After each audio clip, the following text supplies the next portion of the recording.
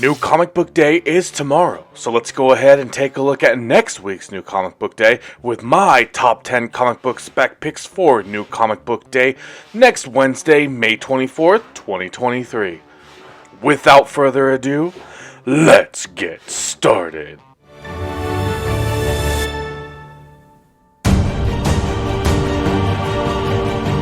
At number 10, we have a tie, and it's both Harley. It's basically two covers for Harley Quinn number 30. We have cover B, the Jenny Frison cardstock variant, and the one, the one that I think is actually nicer is the Nathan Zerdy foil variant that's in my thumbnail. I really like the animated series. Although that's also in Superman, I think. But anyway, it has the animated series tattoos on here. So anyways, just those two covers right there make up number 10. And at number 9, we have the Scotty Young Hallows Eve cover. And I know that this doesn't really have a key value other than the fact that, it's Scotty Young. But I know, like, with Peach Momoko, when she did Wolverine and X-23, those skyrocketed up. So if there are people that really like Hallows Eve, especially as Halloween starts coming around, then people might be looking to get awesome covers of her. And Scotty Young's right here could be something that they're looking for. But before then, you could see a drop in this book, so I don't know that I'd necessarily pick it up now, but it's just more of a long-term keep an eye on.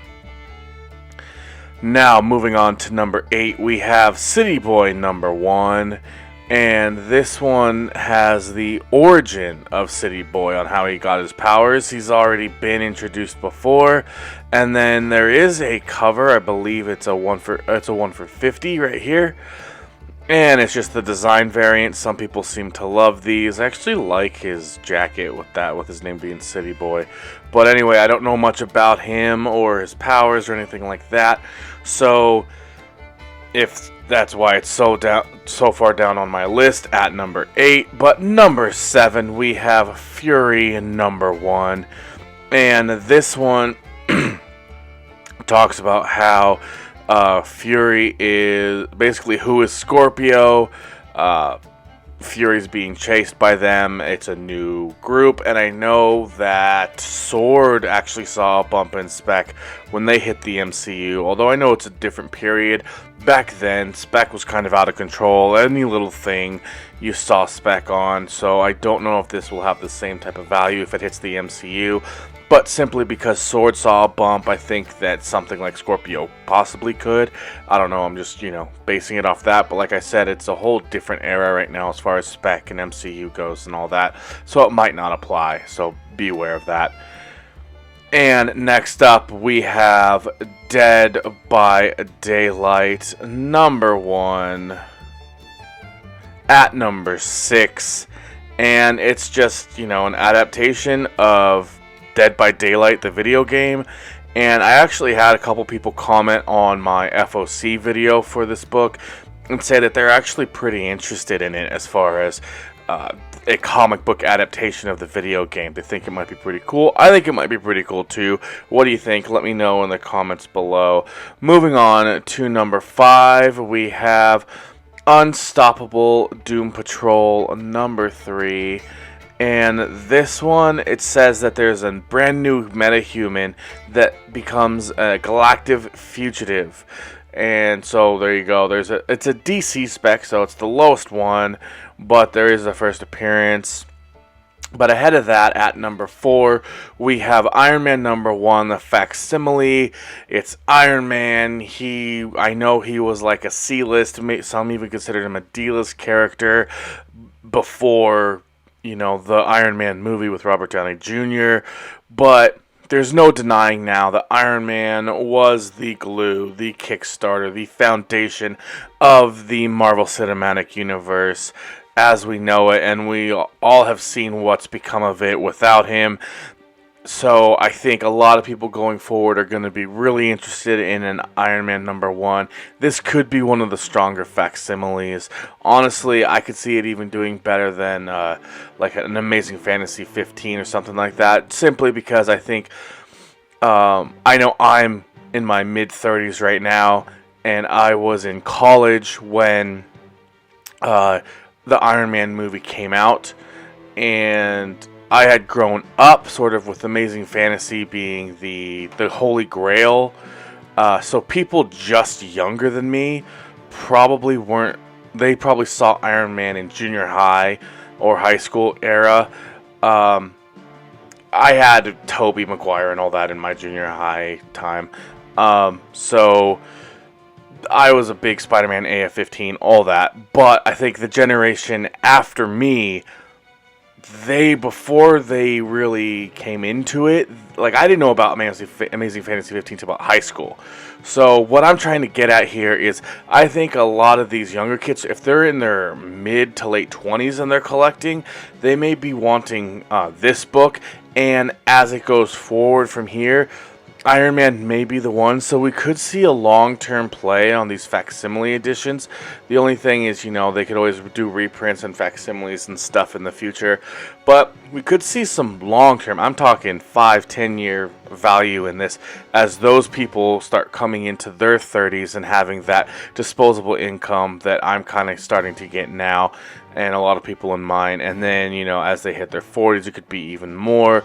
So that's the only reason why I'm saying that those kind of, we could see a type of, I'm just basically trying to express why I think that this could have the same type of value as an Amazing Fantasy 15 as we sort of move into the MCU generation, getting older again in 10, 15, 20 years into their disposable income age.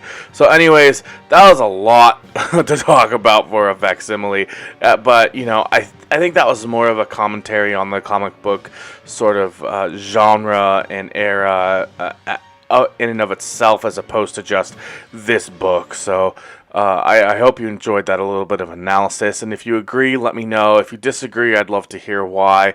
I'm always down to hear the opposite sides. Just, we got to keep things respectful, right? All right, so number 3, we have Storm #1. And this one, not only is it Storm, but it's also a first appearance of Blowback, who, it says it's a villainous weather entity. I was going to say however, but that doesn't make any sense. So, I think that's really interesting because the powers directly conflict with Storm. It's almost like reverse Flash to Flash, and we all know of all of the villains, at least that made it in live action, Reverse Flash had the biggest impact. So I think Storm could have, if Blowback ever makes it, they do the X-Men in the next 5 years or so in MCU. Again, this would be another long-term spec you'd have here. I don't see Blowback making it into the MCU anytime soon. However, you never know with the state of the MCU. They could just say, hey, we're just going to do an X-Men movie in the next 2 to 3 years. We could, and then, 5 to 6 years, Blowback's there. But so this could be something that you want to keep an eye on.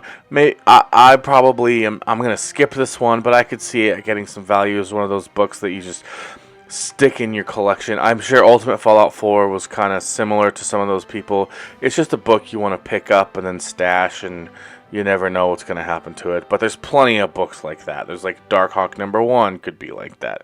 And that never turned into that. We all know about the Darkhawk, right? Alright, moving on to number 2. We have Green Arrow #2. And this one is actually a first appearance of Troublemaker.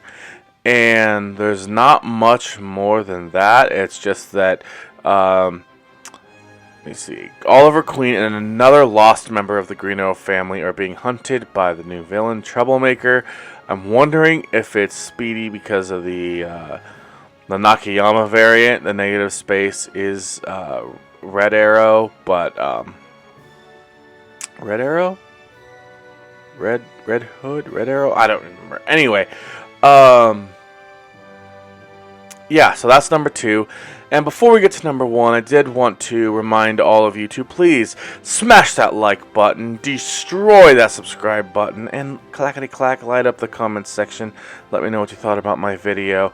And also, I am doing my 1K subscriber giveaway. If you want to win one of 2 awesome slabs, you can comment, and I do have a video that kind of explains it more in depth. And I also have my PayPal and my Venmo in the description of this video if you want to support the channel. That would be great. And moving on to number 1, naturally it's from the Spider-Verse. It is Extreme Venomverse number 2, and it actually has the first appearance of Venom from 1602, and has the first appearance of a life model Venom. Right here, so we got life model Venom, Marvel 1602. So anyways, you got a couple of different Venoms here in the Venomverse in Extreme Venomverse number 2 at my number 1. Alright everybody, that's going to go ahead and do it for me in this video. I hope you enjoyed it, and if you did, if you could like, comment, subscribe, check out my 1K subscriber giveaway, and also check out my PayPal and my Venmo in the description of the video. I thought I'd get through that pretty quickly because I just did it right before my number 1. So I'm going to go ahead and let you guys go. There's a couple cards here. I'm going to do my new comic book day for tomorrow, May 17th, 2023, and then I'm going to have all my comic book spec for all of month of May. We still got one more day, I'm pretty sure. I think May 31st before we head into June, so you can have that on there. And don't forget to check out, I am doing a new video tonight, and it's a half-hour long video about what teams you no longer really want to try to get if you're doing whatnot breaks and sports cards. I've started investing in sports cards a lot more than I have into comic books. I'm going to do a video about why here pretty soon, but I wanted to get this video out because a lot of the teams have changed because of the 2023 draft. So that's going to be coming out tonight again, and if you could check that out, I would greatly appreciate it. And as always, until the next video, bye.